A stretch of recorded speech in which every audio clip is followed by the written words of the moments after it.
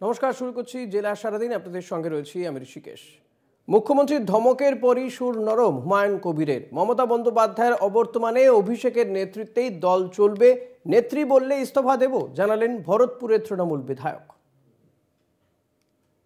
সঙ্গে উঁচু গলায় কথা বলার জন্য হুমায়ুনকে কড়া ভাষায় তিরস্কার করেছিলেন মুখ্যমন্ত্রী মমতা বন্দ্যোপাধ্যায়।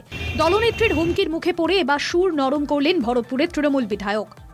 মমতা বন্দ্যোপাধ্যায়ের অবর্তমানে আমাদের নেতা অভিষেক বন্দ্যোপাধ্যায় জানালেন হুমায়ুন কবির। অভিষেক বন্দ্যোপাধ্যায় ট্যালেন্ট, নেতৃত্ব, সে আগামী দিনে তৃণমূলের এখন নাম্বার 2 আছে। আগামী দিনে মমতা বন্দ্যোপাধ্যায় যখন রিটায়ারমেন্ট করবে বা মমতা বন্দ্যোপাধ্যায় যখন আরও বয়সপ্রাপ্ত হয়ে যাবে, তখন আমাদের যোগ্য নেতৃত্ব অভিষেক বন্দ্যোপাধ্যায় দেবে। শুক্রবার মুর্শিদাবাদ জেলা নেতৃত্বের সঙ্গে বৈঠক করেন তৃণমূল নেত্রী মমতা বন্দ্যোপাধ্যায়। বৈঠকে তৃণমূলের শীর্ষ নেতৃত্বের পাশাপাশি উপস্থিত ছিলেন মুর্শিদাবাদের নেতা নেত্রীরা, ছিলেন জেলার বিধায়ক হুমায়ুনও। বৈঠক থেকেই হুমায়ুনকে সংবাদ মাধ্যমে মুখ না খোলার নির্দেশ দিয়েছিলেন মমতা বন্দ্যোপাধ্যায়। এই আবহে সংবাদ মাধ্যমের সামনেই অন্য সুর বিধায়কের গলায়। নেত্রী যদি কালকে আমাকে বলে তোমাকে কিছু করতে হবে না, তুমি দল ছেড়ে দাও, আমি নেত্রীর কথাই শিরোধার্য ছেড়ে দিয়ে চুপচাপ বসে যাব, কোনো দলে যাব না। ঐক্যবদ্ধভাবে লড়লে মুর্শিদাবাদের 3টি আসনেই জয় নিশ্চিত তৃণমূলের। শুক্রবার লোকসভা নির্বাচনের প্রস্তুতি বৈঠকে মুর্শিদাবাদের নেতাদের এমনটাই বার্তা দেন মুখ্যমন্ত্রী মমতা বন্দ্যোপাধ্যায়। নেত্রীর সুরেই সুর মেলালেন ভরতপুরের তৃণমূল বিধায়ক হুমায়ুন কবির। আমি নেত্রীর উপর আস্থাশীল, দল আমাকে বহরমপুর লোকসভার প্রার্থী করলে অধীর চৌধুরীকে 2 লক্ষ ভোটে হারাবো, নেত্রী বললে ইস্তফা দেব। রবিবার সকালে বেলডাঙ্গার এক কার্যক্রমে যাওয়ার সময় বললেন হুমায়ুন কবির। আমরা দলের সৈনিক হিসাবে মুর্শিদাবাদ জেলায় যে কোনো পার্টিকে, সিপিএম, বিজেপি, কংগ্রেস, আইএসএফ, সবার মোকাবেলা করার ক্ষমতা হুমায়ুন কবির রাখে। অধীর চৌধুরীর ডবল হ্যাট্রিক করার সুযোগ থাকবে না 2024 সালে, কারণ 99 সাল থেকে 5 বার জিতেছে। শুধু নেত্রী শুধু আমার নামটা ঘোষণা করুক, আমি বলছি দায়িত্ব নিয়ে 2 লাখ ভোটে অধীর চৌধুরীকে হারাবো। মুর্শিদাবাদের লড়াইয়ের ক্ষেত্রে অধীর চৌধুরী যে কোনো ফ্যাক্টর নয় তা স্পষ্ট করে দিয়েছেন মুখ্যমন্ত্রী মমতা বন্দ্যোপাধ্যায়। অধীরকে উপেক্ষা করেই ভোটের দিকে তাকাতে হবে বলে বার্তা দেন তিনি। এই আবহে মুর্শিদাবাদে অধীরকে সমূলে উপড়ে ফেলতে দলের নির্দেশেই কাজ করতে বদ্ধপরিকর তৃণমূল বিধায়ক হুমায়ুন কবির। মুর্শিদাবাদ থেকে কল্যাণ চন্দ্রের রিপোর্ট, কলকাতা টিভি। মুখ্যমন্ত্রীর ধমকের পর রবিবার সকালেই সুর নরম করেছেন হুমায়ুন কবির। এবার সরাসরি বিরোধী দলনেতা শুভেন্দু অধিকারীকে কড়া ভাষায় আক্রমণ ভরতপুরের তৃণমূল বিধায়কের। লুটে পুটে সম্পদ বাড়িয়েছে শুভেন্দু অধিকারী, জনসভা থেকে প্রকাশ্যে বিরোধী দলনেতাকে তোপ হুমায়ুনের। রবিবার বিকেলে বেলডাঙ্গা ছাপাখানা মোড়ে বেলডাঙ্গা শহর ও ব্লক তৃণমূল কংগ্রেসের ডাকে এক জনসভার আয়োজন করা হয়। ওই সভায় উপস্থিত হয়ে হুমায়ুন কবির ওই মন্তব্য করেন।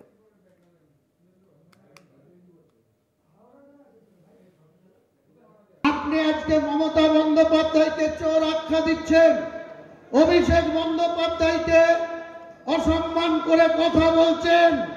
তার আগে আপনি কি করেছেন? এই জেলার পুলিশ সুপার ছিল, বর্তমানে কল্যাণীতে ডিআইজি পদে আছে। তিনাকে যদি আমরা বলতে বলি আপনার চরিত্রের মুখোশ গোটা রাজ্য জানে, গোটা মুর্শিদাবাদ জেলা জানে। আমরা আপনাকে নতুন করে সেই চোর আখ্যা দিতে চাই না। আপনি চোরের মাস্টার, আপনি ডাকাতের চাকর। নদীর চর থেকে নির্বিচারে মাটি চুরি, অভিযোগ চুরি যাওয়া মাটি সোজা যাচ্ছে ইটভাটায়। মাটি কাটার জেরে ভাঙনের আশঙ্কা, ক্ষতি হতে পারে নদীবাঁধ, আতঙ্কে রাত জাগছে এলাকাবাসী। প্রশাসনিক গাফিলতির অভিযোগ বিজেপির, কঠোর ব্যবস্থার আশ্বাস শ্যামপুরের তৃণমূল বিধায়কের। চুরি যাচ্ছে রূপনারায়ণের চর, ইটভাটায় মাটি পাচারের অভিযোগ, ভাঙন, নদীবাঁধে ক্ষতির আশঙ্কা। প্রশাসনের বিরুদ্ধে গাফিলতির অভিযোগ বিজেপির, কঠোর ব্যবস্থার আশ্বাস তৃণমূল বিধায়কের।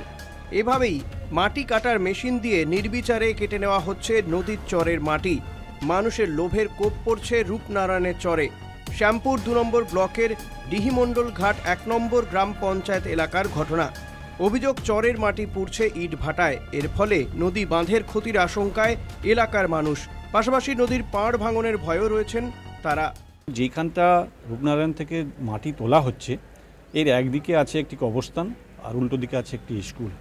এখন নদী কেটে যদি এইভাবে পলি তুলে নেওয়া হয়, তাহলে সমূহ এই স্কুলের এবং এই কবরস্থানের বা শ্মশানের ক্ষতি হবে। এটা আমি প্রশাসনকে বলবো যে অতি সত্বর এটা যেন দ্রুত পদক্ষেপ নেয়। বেআইনি এই নদীর চর কাটার পেছনে শাসক দলের মদত রয়েছে বলে দাবি বিজেপির। তাদের অভিযোগ প্রশাসন সব জেনেও নীরব দর্শকের ভূমিকায়।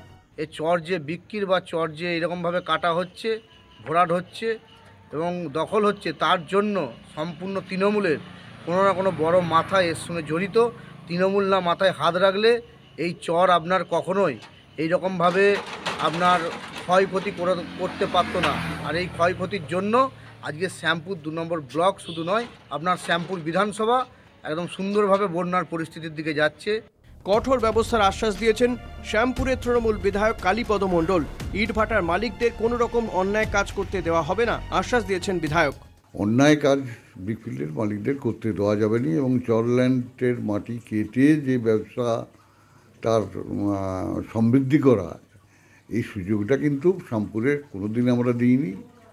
সে যে ধরনের রাজনৈতিক দলের হোক, আমার নিজের দলেরও যদি লোক হয়ে থাকে, সেখানে প্রতিরোধ এবং প্রতিবাদ হবে এবং প্রশাসনকে দিয়ে সেটা আমরা স্টেপ নেব।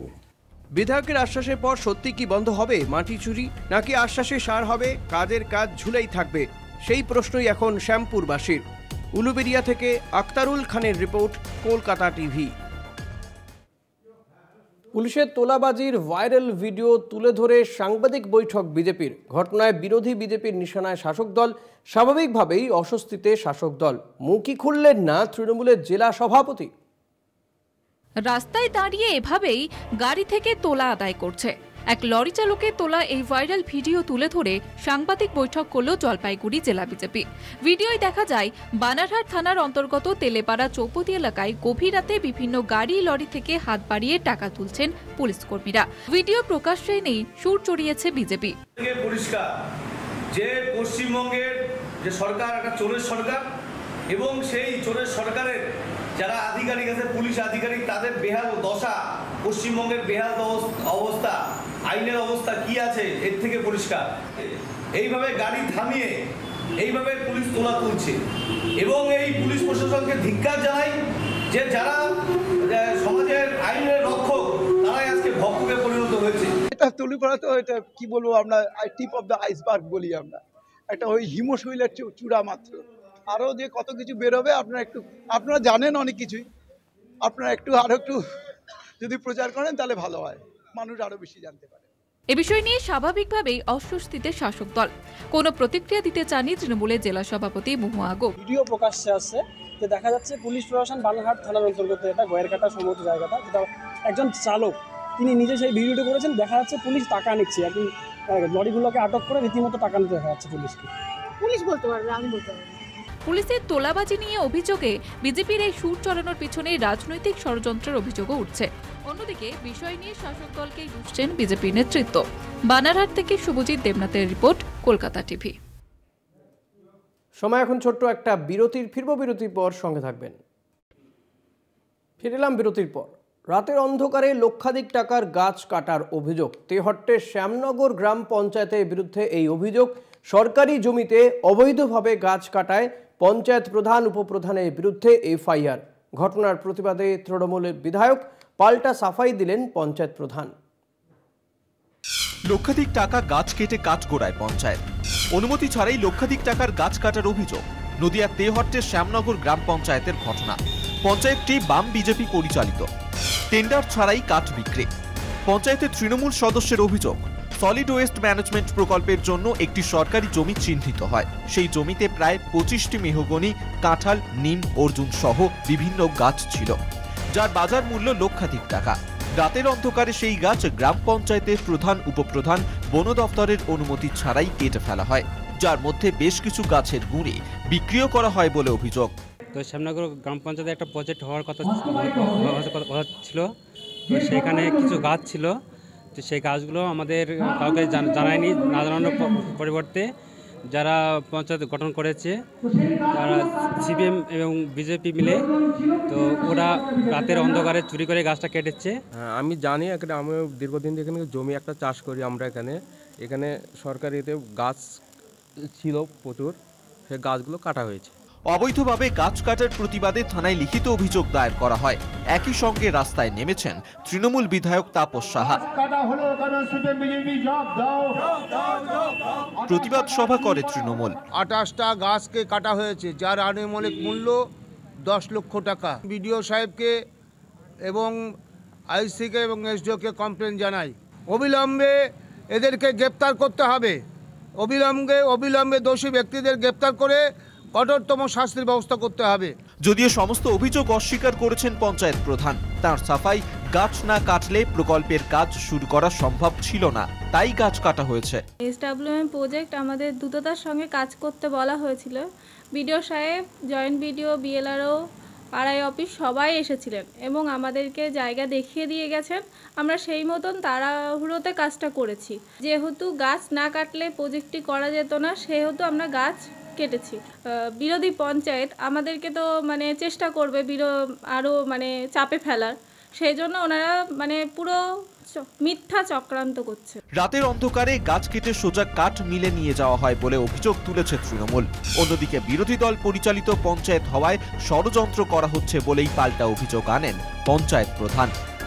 নদিয়া থেকে সন্তু সাহার রিপোর্ট, কলকাতা টিভি। এখন আবার একটা বিরতি, ফিরছি বিরতির পর, সঙ্গে থাকবেন। সোমবার অযোধ্যায় রাম মন্দির উদ্বোধন। অযোধ্যা জুড়ে চলছে সাজো সাজো রব। রামের ছবি, গেরুয়া পতাকা তো রয়েছে, সেই সঙ্গে সমান তালে বিক্রি হচ্ছে হনুমানের পতাকাও। অনেকেই আবার পতাকা কেনার পাশাপাশি কিনছেন পাগড়িও। অযোধ্যার মতো সেই একই ছবি দেখা গেল জলপাইগুড়ি শহরেও। জলপাইগুড়ি শহরের দিনবাজারে বিভিন্ন দোকানে ভিড় জমাচ্ছেন শহরবাসী। দোকানদাররা জানাচ্ছেন মানুষ স্বতঃস্ফূর্তভাবেই পতাকা, পাগড়ি, টুপি কিনছেন। খুব ভালো রেসপন্স, ভালো আছে বাজার। ভিড় কেমন? ভিড় ছিল সকাল থেকে, খুবই ভিড় আছে, চলতেছিল। মানুষ ফ্ল্যাগের পিছনে বাড়িতে ফ্ল্যাগ লাগাচ্ছে। কত দাম আছে ফ্ল্যাগটা? এইরকম সাইজের আছে 150 টাকা। জেলার সারাদিন আজ এই পর্যন্তই। আপনি দেখতে থাকুন কলকাতা টিভি, রাত দিন 7 দিন।